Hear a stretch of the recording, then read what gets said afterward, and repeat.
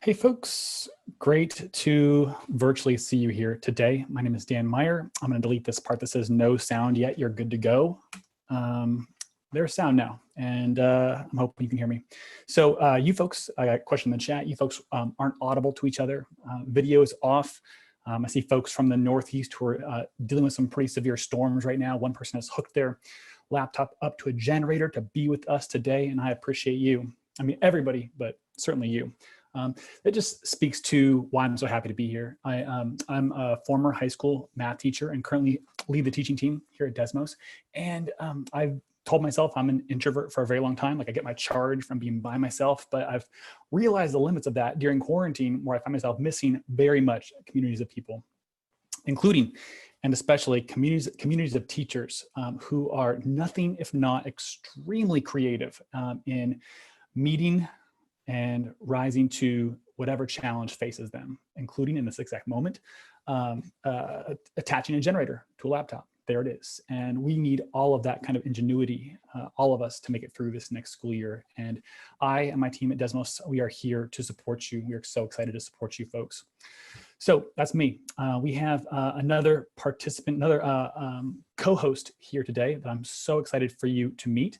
Her name is Christelle Rocha. She is as opposed to me, who was once a teacher and now just talk about teaching. Christelle actually is a teacher. She's, I'll let her introduce herself, but she is a real teacher. She's, I don't know, she's probably in her first 5 years of teaching, but has the wisdom and ideas and gravitas of a veteran educator. And she works and teaches in Los Angeles Unified School District.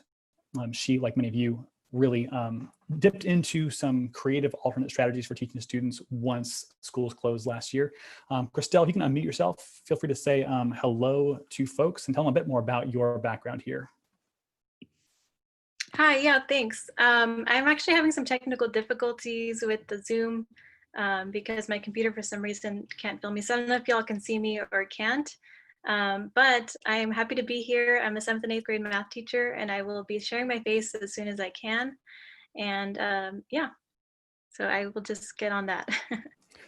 Great, sounds good. I'll be sharing a bit about what Desmos can offer you folks during this very intense time. At the end of it, Christelle will pop on, and she's on hand to offer, she'll offer kind of some explanation about how she used Desmos to support her distance teaching last spring. And she'll be on hand to answer questions you folks might have that pertain more to the classroom practice than to Desmos technology, which is where I'll come in. So let's talk about, it's a jam-packed hour-long session here. Let's talk about what's not gonna happen here. What's not the learning goal here today is that you folks would develop some theoretical or kind of useful in the distance future knowledge about teaching and technology. We're in something of an apocalypse right now. This is an apocalyptic situation, and there is you, like you are there witnessing and participating in this grand apocalypse. And in that moment, I love to think about theories of learning and of teaching and design, but we're really interested here today in supporting you with some very practical, immediately useful tools, whether or not they are used in the exact ways we would theoretically intend. It's just time to get people out of here. So to support you folks. Also, not the learning goal is that you folks would develop expertise in these new teaching ideas or technology that you might see here today. This is not the time to expect expertise of yourself. What we hope instead is that you folks would stick foot into your new school year with a few more practical tools and ideas than you had yesterday.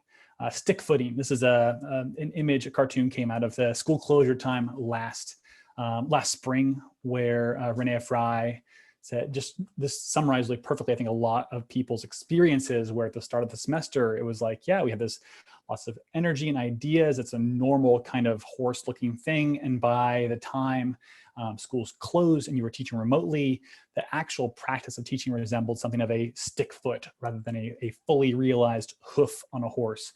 So again, I'm hoping we will just kind of like make it work, like figure out what the bones of these new ideas are and these new tools are to support you folks in using them. I also hope you folks, can learn how to develop them throughout the year, because basically, like we're in this apocalypse, and I want to point out to you what the various resources are for you. You won't develop expertise in any of them, but I will point to you for the tools and ideas that seem interesting to you. For some of you, it'll just be running Desmos activities. For some, it'll be building them. I want you to know what the resources are to support you going forward. Do not hold for yourself a bar of expertise in anything I'll share with you. Expect some confusion about some of this, but just know that bar, you should set that bar somewhere very reasonable for yourself, and then lower it quite a bit, because you folks, if I know teachers at all, I know that you folks hold a very unreasonably high bar for yourself as it relates to other people and not for yourselves. Please take care of yourself. I do want to say, though, that one virtue of an apocalypse in this moment here is that we're able to ask ourselves what really matters. An apocalypse in the original Greek is it's an unveiling. It's a revealing of things that weren't known before, which couldn't be known apart from that unveiling. And so I encourage you also in this moment to, as you have limited time, energy, resources, to tune into how you are spending those, how you're using those, and that they might guide you and reveal some principles you have for yourself about your own teaching you might not have known prior to school closure and distance teaching. So our agenda, one more time here, is that we have our introductions and condolences. That's me and Christelle, and we are so sorry you're in this position and just want to help out as much as possible. I'm going to share with you what it looks like to teach with Desmos, what it looks like to build with Desmos in some very early ways, and then ideally a bunch of time for Q&A from you folks to our colleagues here, Christelle and myself. So to teach with Desmos, I also encourage you, this link will be in the bottom right-hand corner of every document or every slide here. I'm gonna paste it into the chat one more time. This is a place that you should just like come back to frequently after this, where we'll have resources for teaching with Desmos, for building with Desmos. The slides are there. There's a video of this talk will be coming soon after we run it again on Friday. And other webinars we offer is the really important part. These are where you can follow up on ideas that seem promising here today. What does it look like to teach with Desmos first? What does it look like to be a student in Desmos? Here's a student experience in Desmos where we have just a slide-based design where stuff happens on it. Students are asked to do or participate in certain activities on these different slides. And then you, the teacher, will see what they do. That's it. And so in this case right here, just asking, who do we have here? Who are you? What's your deal? I'm other. I'm not any of those things at the moment. And then like, how are you feeling today? What's your story here? Happy, sad, stressed out, anxious, whatever, wherever you fit, would love to know. And also, what's a creature comfort you miss from life pre-COVID, pre-quarantine? Me, I am missing childcare from people who are not me. Submit. Students will submit these answers and see other people's responses here, in this case, teachers, you folks.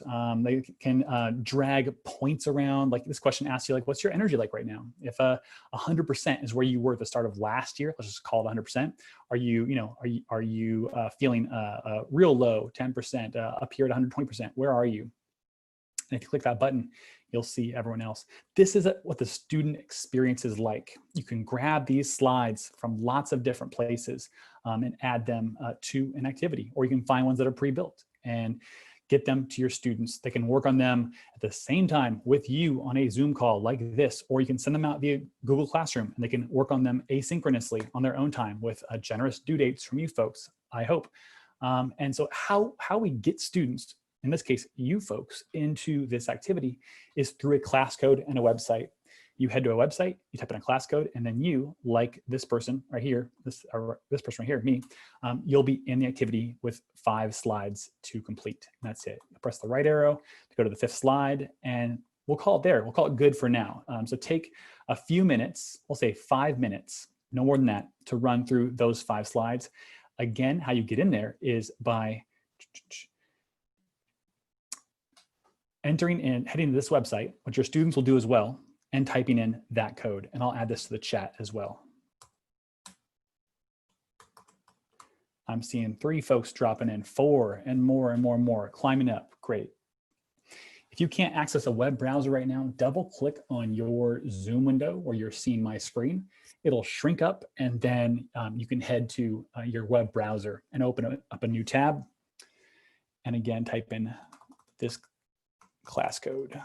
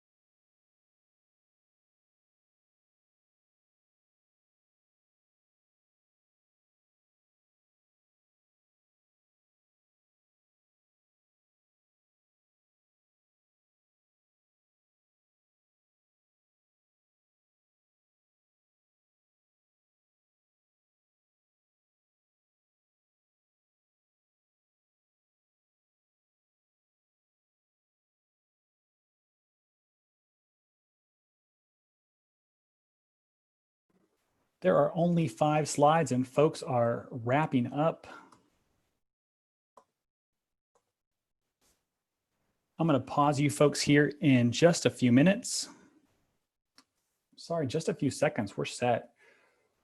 Take for yourself 30 more seconds and wrap up those last 3 slides where we ask you, where's your energy, your time, your stress at right now?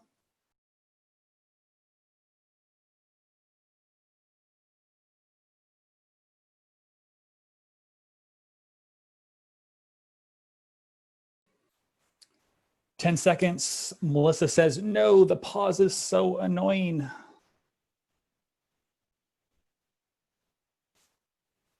And you folks are now paused. Would you join me over at the Zoom webinar window?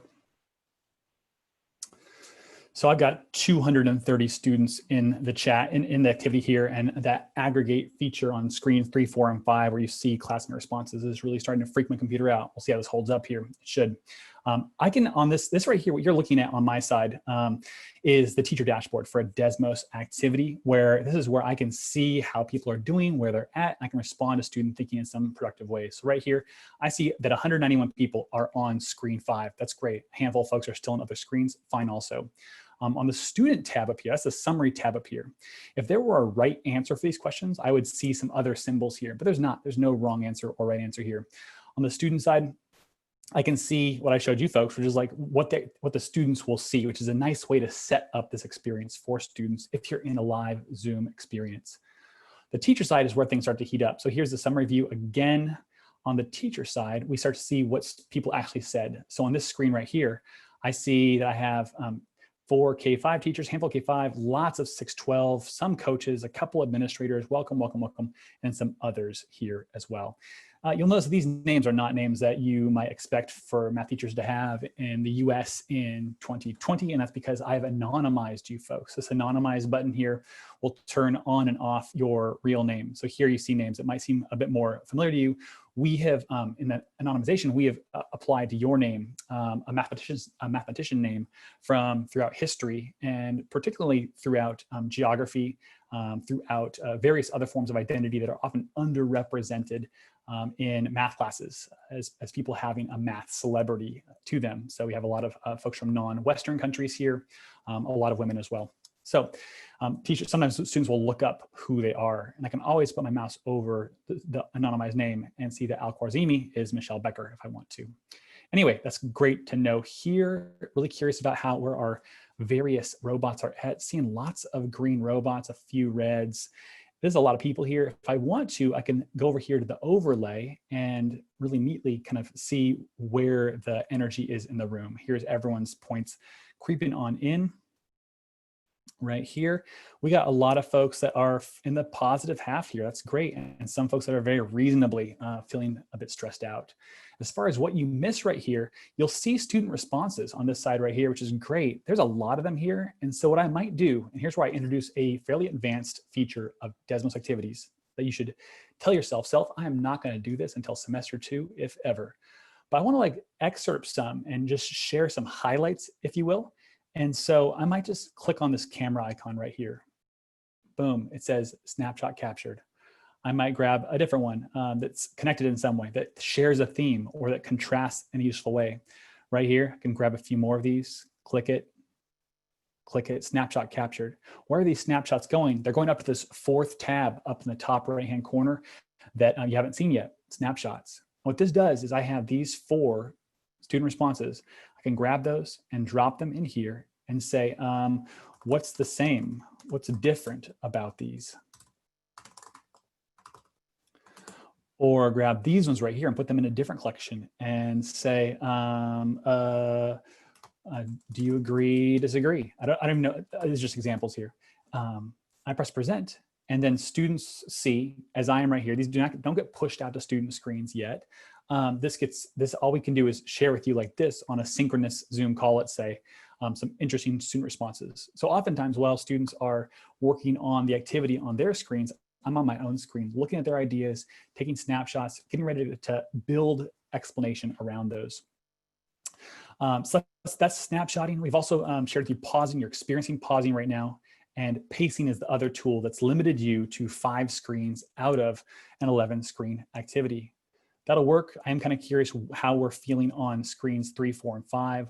Let's see other folks. So energy, feeling low, looking to be around 55% or so, I'd say. Others, let's see here, your time. Some folks feeling more time, super interesting. Let's talk after class, love that. Stress, above 100%, I'm so curious. All right, all right. So you're feeling, on average, folks are feeling less stress. It's I don't know who's down here at a 5% stress. I'm worried about like my physical health in ways I was not worried about in the fall of last year. So good to see, folks. As you experience less time and less energy, just take some, I don't know, there's some gratitude in the clarity that offers us about our priorities. The stuff I'm trying to do here with you folks is different than I would if I had like 10 hours of your time. And so this is has a focusing effect for me. I'm going to share with you some math activities briefly, that what it looks like to do math in Desmos. So you've done some like get to know you type stuff here, which is really helpful for me to know you folks. What I'll do right now is I'm going to pace you now. Before I pace you, actually, I don't want to just like say, okay, folks, you're going to do screen 6 through 10, go for it. I want to like offer a little bit of, put a little sauce on it, like to introduce it a little bit. Folks, here's the deal. What you're going to do is just make yourself a shape. That's all you're going to do is make yourself a shape. Okay, whatever your shape is, and take, 30 seconds on that shape, no more. And then I'm going to share with you folks a printer that is working. That's a working printer. And you can change the zoom on the printer. And I'll just be curious, what's something that stays the same and what's something that changes? I'd love for you to skip that question. Don't type here. No time for this. Loads of folks will just do it anyway. That's fine. But on the next screens, I'm going to share with you a broken printer. If you press print on this next screen, it's a broken printer. Same with the following screen, another broken printer. I would love for you to save your time and energy for this question right here. How do you know if a printer is broken or not broken? That's my question for you. So only answer that last question. I'm going to take this out of future versions here. So let's see here. Pacing. I'm going to pace you now to screen 6 through 10 and restrict. And now everyone is moving over to screen 6. You can't work yet because I have still paused you folks. So I'm going to press unpause right now. Over to you folks for just a couple minutes. Remember, only answer that last question. All you folks.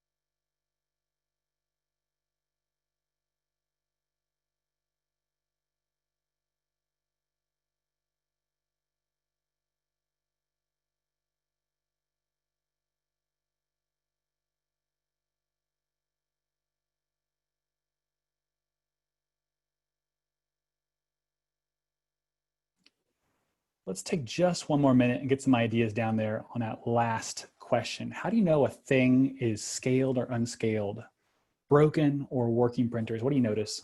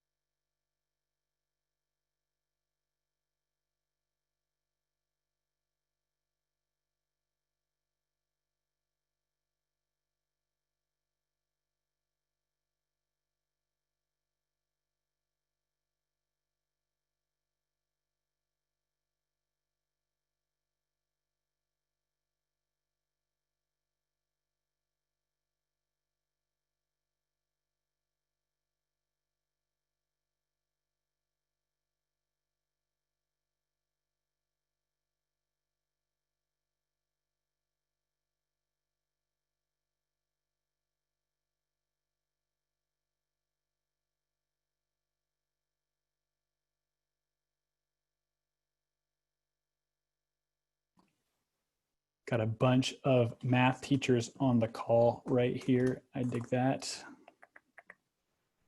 Right now, I'm going to pause you folks in 10 seconds. I've been gathering some snapshots on another screen.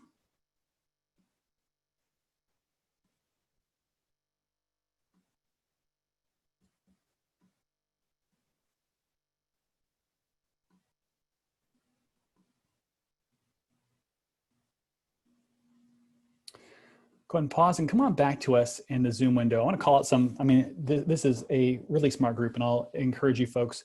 I don't want to, overly flatter you. This is a group that has lots of experiences that are not my experience. That's important here.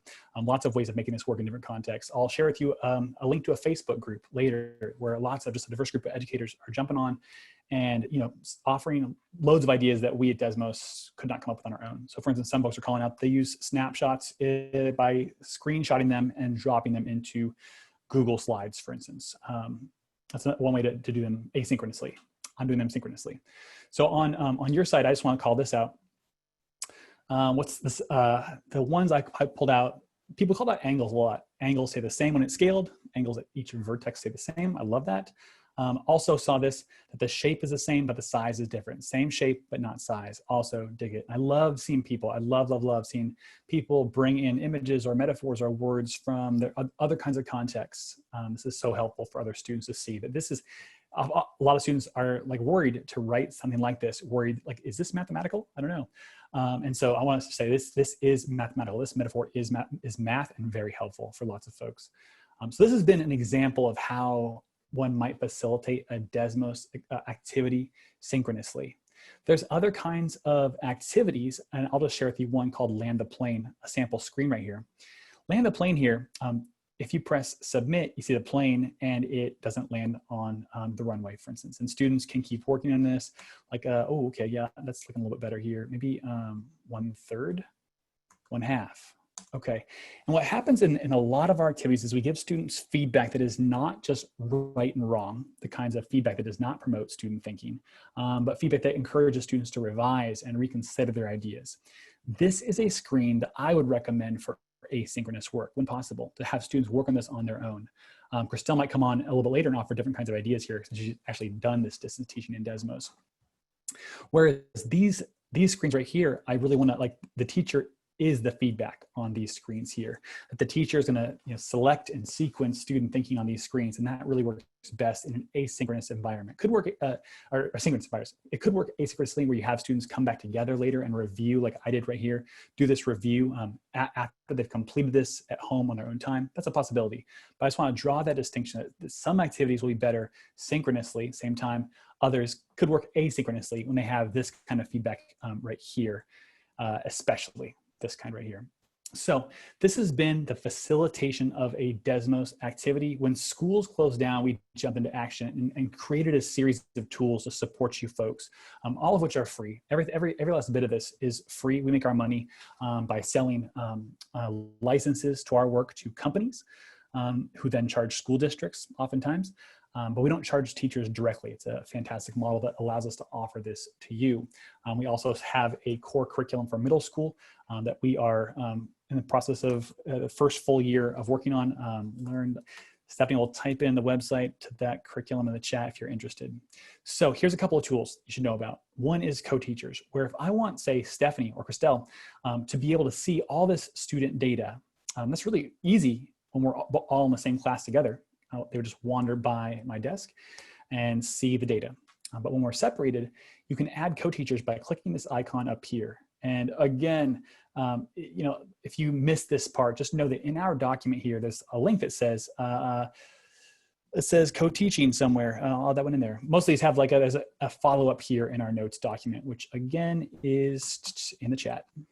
So add a co-teacher. I'm gonna add Stephanie right here. I just added myself. And so I can copy this link and send that over to a co-teacher, and they can log in just like this. They can take snapshots. They can take snapshots for me, which is awesome. There's also a tool for giving written feedback to students. And this is helpful because like when you're in class, like you can give feedback more easily verbally. When you're out of class, distance teaching, harder to do. So if I want to give, for instance, what I have here is I have, this is me, by the way, this Emmy Noether right here. This is de-anonymized. This is student Dan. So on this screen right here, before it paused. I'm gonna unpause. Right here, here's student Dan. So student Dan has said on this screen, back over here, I'm gonna unpaste also so I can move back. So back over here, I wanna say to Dan, who said, childcare from people who are not me. What I can do on the dashboard is to go to Dan's work. So now I'm in the teacher side, and here I see Dan's work.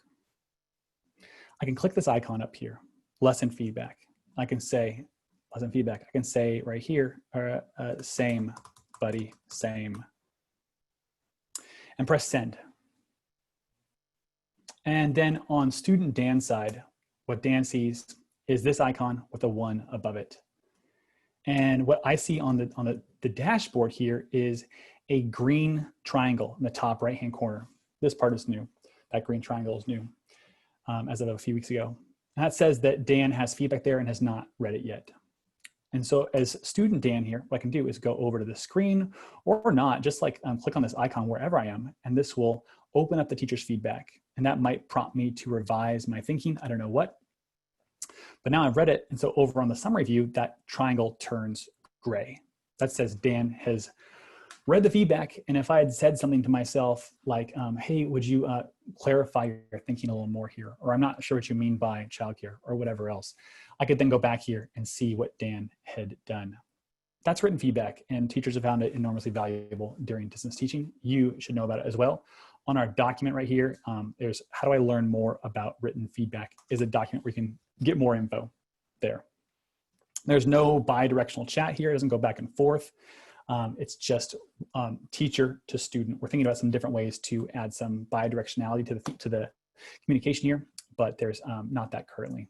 Send in your feedback, whatever you're looking for. We are always listening to teachers. It's one of our core values. That has been a Desmos experience, facilitating a Desmos activity. The teacher, let's see, so we talked about adding co-teachers, written feedback. I'd love to share with you briefly. This is gonna be way too brief. Building with Desmos. We have a webinar that just covers more depth, a half-hour form, how to run activities. We have another webinar, how to build activities. So if this goes too fast for you, the next step is to try out one of those webinars or just play around, honestly. So here's the deal. What we have is a means for you to create new activities. I haven't shown you how to access this link yet, no big, because down here, it's like, here's instructions for how to do that in the document. But I'll just say, like, here is my new activity.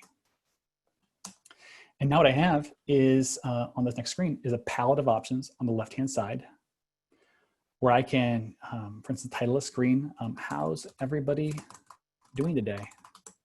And I can just like pick things that seem interesting to me, like a multiple choice. All right, good, bad. And here we have some options like students can explain or not explain their answer. They can see student classmate responses or not, like you folks did. They'll see 3 responses. And if I press preview here, now I've got this screen. And that's like how to create an activity. There's other things you can do here. For instance, at teacher.desmos.com, this is just like the main website where it all goes down, all of it. Is what you'll see here is all these collections. For instance, activities for distance learning for algebra, or there's others. If I hit view all here under collections, we'll see all kinds of distance learning activities appropriate for different kinds of grades. Make it happen. And what's cool about this is if you go to activity, let's go, calculus is not what I'm feeling right now, grade 7, let's say. Grade 7, you can go to any of the activities here and preview what students are up to. I click this right here, and I can participate in the screens as though I were a student. And see, okay, so this is what's going on. Okay, 3, 2, submit. So I can like see, is this appropriate for my students? Perhaps. And if it is, what do I need to get students into the activity? Oh, I need that code, that student code. To find that, I press create class code. And there it is. And here's my dashboard. And it's currently empty. No students in there until I send out this code via Google Classroom or put it on the board, and then people will log in. You shouldn't do this right now. But this is how to find and run Desmos activities. I only bring up, I bring up these collections one more time as they'll help you with your building as well. So check this out. This activity that you participated in, it featured a lot of just copied and pasted screens. What's nice about this is we have loads of activities that were built by a team of designers and teachers and engineers, and you folks can just like grab pieces of them and put them together. So you might start with starter screens. Again, I have this activity here that has one screen in it. I'm gonna delete that activity. It's empty now. There's no screens in it. What I'll do here is look at these screens, all these different screens that we have for students. So what you folks saw first was a screen for checking in. Right here, this is what you saw. And what I can do now is I want this in my activity. My activity is empty. I have no idea how to build this right here. Looks cool. So what I can do is press the copy shortcut, Command C, or I can click this icon up here and now it's copied. I can go over to my new activity and press paste. And there it is. Just like that. And so now I have this screen in my activity. I also, I can grab other things, like for instance, there's starter screens for, if I go back here, there's whiteboards. Like I could have students, here's a grid or a graph whiteboard. I could have students, I could copy this in here and paste it. And in the title here, say something like graph y equals 2x minus 7. Like that. And now students can take this or use the line tool. That's going to be a tough line to draw. So I can go into this right here and maybe zoom out a little bit. And now it's possible. Roughly like this-ish. I don't know, something like that ballpark. So there, this is how you, there's a few things you can do. And again, I realize that this is just not enough time to do full justice to either running activities or building them.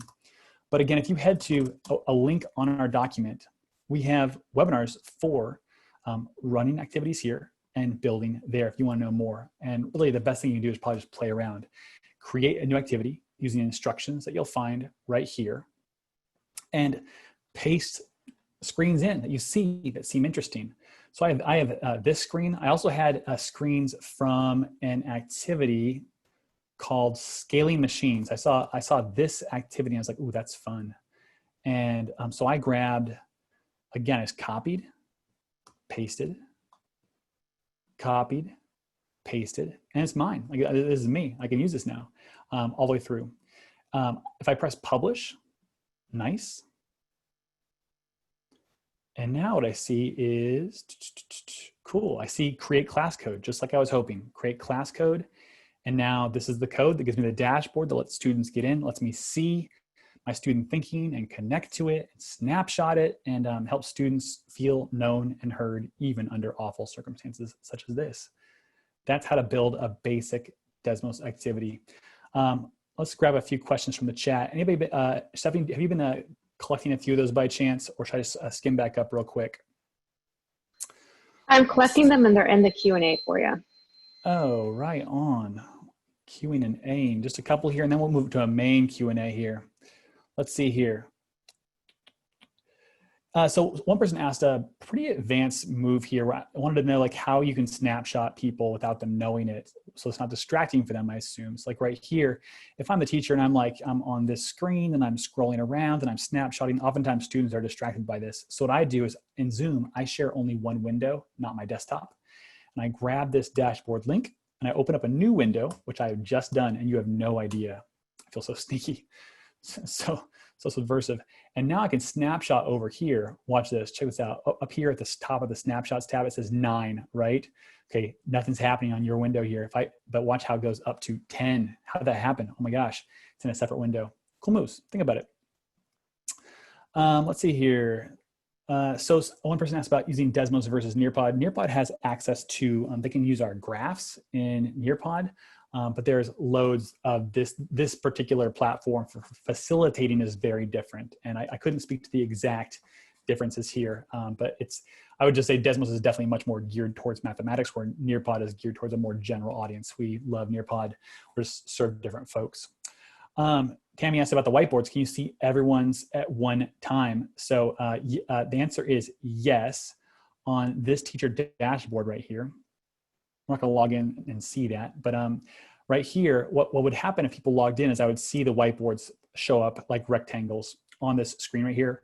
And I could overlay them together and see if I wanted to see all of them simultaneously, which would show me like, do we kind of get where 2x-7 lives as a graph, or are we all over the place? Great questions from folks here. What I'd love to do is move into a more intentional moment of Q&A. I've shared with you very briefly how to facilitate activities from a distance in Desmos. Also how to build activities very briefly. You create one and you copy and paste screens from elsewhere.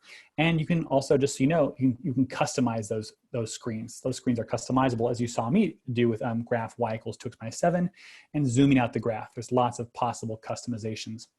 What I'd love to know from you folks is what questions you have about any of that, but also if you have questions that are more logistical in nature or more oriented to the actual reality of the classroom. I'm going to have Christelle, if you'd share briefly with us or share at length. It's just so interesting what Christelle's up to this last spring. Share with the folks, unmute, pick your video on if you want to, what you did to support students during such a chaotic, traumatic time for them, and how these teachers might use Desmos as well. At which point I'll invite you folks to head to this link and type in questions for either Christelle or me about anything at all. And you can put a thumbs up on questions you like, and those will pop to the surface and we'll tackle those in order of popularity. Christelle, over to you. Okay, all right, I'm here. So with Desmos and distance teaching, I felt like a first-year teacher all over again. So part of that was because I had to kind of rethink how to structure everything. It felt like I was at the very first block, right? So the first thing that I did with Desmos is just think, okay, I can give them a topic at a time. So maybe I might start with something that I've already been doing. And I would do one topic, maybe let's say Pythagorean theorem, and then the next day on another program, they would practice with that. And I realized quickly, and when I look back now, I'm like, that's very obviously not going to work, right? Because students tend to need time to think about a topic. And what I would do is take 2 days to look at a topic, 2 days to look at another topic, and so on. I think part of that was thinking about a distracted student.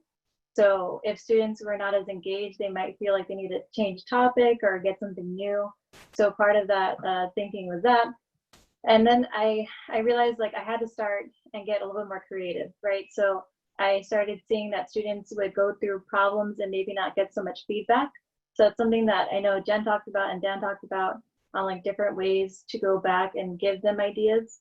So I was doing a Desmos activity that maybe I found or created.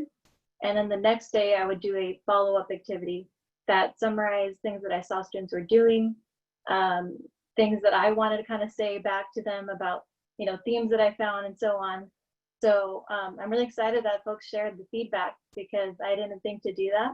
But one thing that I was doing was writing the feedback. So the individual students would give comments, and I would also create videos. So I would go through and kind of film their work and put them into a Desmos activity so that they could kind of get a sense that I was looking at their work. And I think it was a little bit easier to communicate some things without, you know, text. And then I realized that that was very helpful for students because I would take time to really dig into their work and give them feedback, but I still felt very disconnected to them. So I wasn't really making contact with them. I didn't get to hear their voices or see them. And so I started doing Zoom calls, and I would just facilitate a lesson in the same way that I would facilitate a lesson in my class, minus the group work. So that was really helpful for me as a teacher because I got to work with students lifetime. It made me feel like I was doing something again, you know, with students, but I also had limitations, right? And I think some of y'all have experienced this where students don't show up, right? And for very many reasons. So I would have maybe 20% of students showing up to these classes, whereas I had many more to the asynchronous activities. So it was something to think about and how I could balance the two in being able to facilitate a lesson in the way I felt comfortable and the way I saw results, but also make it available for students that couldn't show up necessarily to my Zoom calls. So those are just some things that I was doing, and I'm open to sharing more or answering any questions about that. Super. Thanks, Christelle. I'm going to look here and see where people are at. So the biggest question by far here is one, I'll speak to this as Desmos staff, is can you arrange collaborative groups? Christelle, if you had some means of arranging group work, I'd love to know about it. I know that we've been talking with a lot of teachers right now who want the same, and we're thinking about how best to do things like integrate with Zoom, or how best to let two students see the same screen. It's a very thorny technological issue for us. Pedagogically, it makes a ton of sense from a teaching perspective. And you can't do that currently, and we're thinking hard about it right now. Yeah, I did want to speak to that. So for the Zoom meetings, I did use breakout rooms, and I think there was some, in my district, there was some, I guess, wiggle room on whether we could use them. So I did use them. And what I did, because I know students weren't as comfortable being in the Zoom setting, I allowed them to pick their own partner or group and the times that we would do that. And one thing that you can do, let's say if you want students to work on a screen together, is just assign them, okay, group 1 is going to have screen 4, group 2 is going to have screen 5, and so on, so they can kind of work that way. But obviously they wouldn't be able to necessarily collaborate on that screen. They would just be able to talk about it together. So that was really helpful, but it did have some limitations. Super, super. Just so the folks in the crowd know, yeah, great. I'm going to call that answered for the next question as well, which is asking about think, pair, share as well. Similar kind of issue. I'm grateful for Christelle for offering. I mean, like, I'm just like, yeah, it's impossible. And Christelle has other kinds of pressures on her that I think like create a lot of, that afford creativity, that promote creativity when you're like, I'm going to do this thing somehow, make it work. You can't embed Desmos activities into videos at this point. You can have students work on them. You can, you can talk about student work that you've seen in activities. Great stuff there, but it can't be embedded technologically into actual videos at this point. So we have here thoughts about, first of all, at Desmos, our thoughts about electromathematics are very, very positive. We took, when I talk about the Desmos curriculum, I'm talking about what you see here on my screen and not on your screen is this grade 7, grade 8 math curriculum. We have taken their open source curriculum and modified it, with our designs, our technologies, some really fantastic stuff going on here, new activities. Anyway, so we're down, we're into IM, love it a lot. So happy to see people either getting in touch with us to see if using our curriculum might be a good option at this point. Hopefully I can get Stephanie dropping that Learn link into the chat. Or yeah, using ones that you see elsewhere by searching Google or searching Twitter. Loads of folks are out there using this technology to create comparable assignments. Christelle, just jump in wherever. If I'm just assuming this is a Desmos Dan question, but if you have insights on this, please grab the mic. So heard strategies about collaborating in breakout rooms. I'm going to plug again the Desmos Educators Facebook group, which you've heard from Christelle about what she do. If you type this question into the Desmos Educators group, you'll get a zillion interesting responses from folks. Look up Desmos Educators on Facebook if you're into that kind of thing. Fun place to be. Blending teams with Desmos, Zoom with Desmos. These are, someone knows how to get the upvotes here. Someone's like, I'm gonna get like 7 upvotes if I just do teams, tack on Zoom and collect all those upvotes. Good work, appreciate you. And this right here, similar kinds of strategies as Christelle's mentioned. And as you've seen me right here do, where I love a synchronous class. I need that so badly. If you take away 60% of my synchronous time, as a lot of you folks are dealing with, then I'm going to use this time for conversation, for the group work Christelle's described. I'm going to use it to summarize work that students have done asynchronously and use my smarts to help connect and highlight the brilliance of their work. That's how I'll use my limited time. Christelle, this feels like a great place if you have any kind of thoughts here you want to add to your Zoom with Desmos comments from earlier. Yeah, I think with Zoom, like I mentioned, there were limitations on students, because they were not showing up, and for various reasons. But I think that there are ways to do it in a way that you can still interact with students. So one thing I forgot to mention is that with the written feedback, and I think what was mentioned earlier, if students want to go back in after they've signed in to view your comments, they can. So what I would do is either let them know that I made comments, like I would send them a message. My district uses Schoology, and I would send a message to Schoology like, hey, I noticed you did this. Go ahead and take a look at what I wrote. And I also just let them know, hey, I'm going to be on my computer from 1 to 2. So if you're on Desmos from 1 to 2, we don't have to be on Zoom, but I can still give you live feedback at that time. So those are some things that you can consider if you don't have that option with Zoom. Thanks, Christelle. I'm going to call that one closed. There's a question here about, we just love math that is connected and creative for students, and we love teaching that is also creative, where you can create experiences yourself, you're creative beings, and that's connected with you and other teachers. So this question here has a lot of resonance for me. I'll say we are at Desmos are very hesitant to promise anything in writing or otherwise so as not to create expectations for our work that we can't meet. I'll say that the ability for teachers to collaborate on activities without having to like press copy and edit, which is a thing you can do if you weren't aware, on most activities, click those 3 dots here, copy and edit the same dang thing. There's this feature called Collaborate that we use internally quite a bit. And if that isn't available to you folks within a month, I'll be very surprised. That's the strongest kind of commitment you'll ever hear from a Desmos employee, I think. That is on the way. Let's see here. A couple others I saw, adding audios for directions is a thing we're looking very seriously into. Can't do that currently. A few others here. I saw collaborative groups calling that one out as closed. People are asking about, like, how can I find activities teachers have made? I see the featured activities, the featured collections, but there's like not a lot there, which I buy. We have lots of, let's see here, I'm gonna reshare this. Yeah, we have the ones we feature at our website are ones that we have vetted and edited or created or polished. But honestly, like searching Google this for activities is not a bad way to go. Just searching Desmos activity and a keyword will turn up a lot of interesting things. And I would recommend that. Let's see here. I'm gonna kick this one over to Stephanie, who noted a question about students who can't sign in due to privacy policies. Stephanie, can you unmute on that one?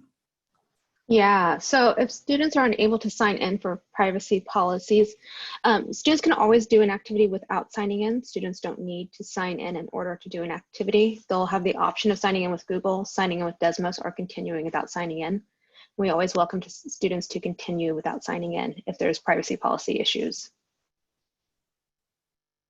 Awesome, thank you. Heading towards the close here, folks. Let's see here. People are asking questions about how do you save activities.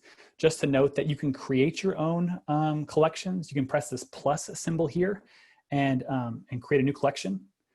Cool stuff from the internet or algebra activities, grade 7 proportions, create new activity, and then load it in there. That's yours now. That's yours, friend. You can save them that way, is recommended. Yeah, lots of great questions. I encourage you to get at us, get at me at this link up here. Let's see, dan@desmos.com is me. I think that's also, there's contact info in our document somewhere. I just want to just appreciate you folks for being here at a very stressful time for you all and being eager to learn some new tricks, some new tools for this upcoming season. And I hope you'll be in close contact with us because we want to be in contact with you and listen to you folks and what your needs are. Keep an eye out for that. And also, if you folks would just again, remember to like stick foot this thing, like decide on the bar for your ambition for fall and what you want to do. Like I want to just run a couple activities in the first few weeks, let's say, or I want to build an activity, decide on that bar, and then please lower that bar significantly for yourself and attend to your own needs, your family's needs. All of that is so important. And I, again, worry from having been a teacher, being married to a teacher, you put yourself last all too often. So please head to this link right here. I'll drop it in the chat. I want to just thank Christelle so much for coming online and offering a teacher perspective here, offering some very practical tips, get in touch with me. Christelle's Twitter is somewhere in that document or will be shortly. Christelle, do you have any closing words here? Anything to plug for us? Yeah, thank you all so much for having me. I really had a good time. I think I always learn something, which is really fun because we're very much in the loop as fellows, but it seems like we're always learning something because Desmos is always adding something. So I also wanted to share that if this was maybe like an introductory for you and you want to go and take a deeper dive, I'm offering a workshop on how to use Desmos activities and how to create activities using Desmos Activity Builder on grassrootsworkshops.com. So feel free to email me if you have any questions or just if you want to talk more about Desmos. So my email is christellevrocha@gmail.com. Thanks. Right on, folks. It's been a pleasure. Take care of yourself, please. Bye now.